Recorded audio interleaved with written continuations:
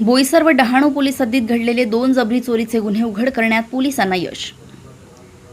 26 August रोजी रात्री 8:35 सुमारास मौजे डहाणू आगर कॉटेज हॉस्पिटलजवळील कॅन्टीन येथील चहा वडा पाव विक्रीचे कॅन्टीनमध्ये फिर्यादी श्रीमती धनु अशोक पाटील या हजर असताना त्यांच्याकडे मोटरसायकलवरून आलेल्या एका अनोळखी इसमाने पाण्याची बॉटली मागितली।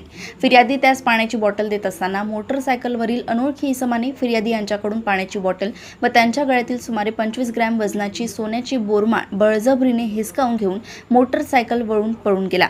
सदरबाबत डहाणू पोलीस ठाणे येथे गुन्हा दाखल करण्यात आला होता।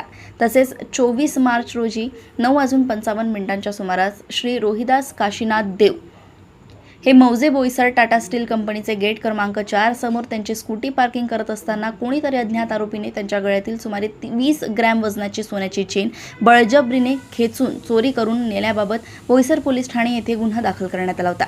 स्थानिक गुन्हे शाखा पालघरकडील पोलीस अधिकारी व अंमलदार यांनी अथक परिश्रम घेऊन यातील आरोपीची बातमीदारांच्या मार्फत माहिती मिळवून तसेच तांत्रिक मदतीने शोध घेऊन आरोपी दीपेश सुरेश पटेल याला ताब्यात घेऊन त्याच्याकडे सखोल चौकशी केली असता त्याने त्याच्या साथीदारासह सदरचे दोन्ही गुन्हे केल्याची कबुली दिली।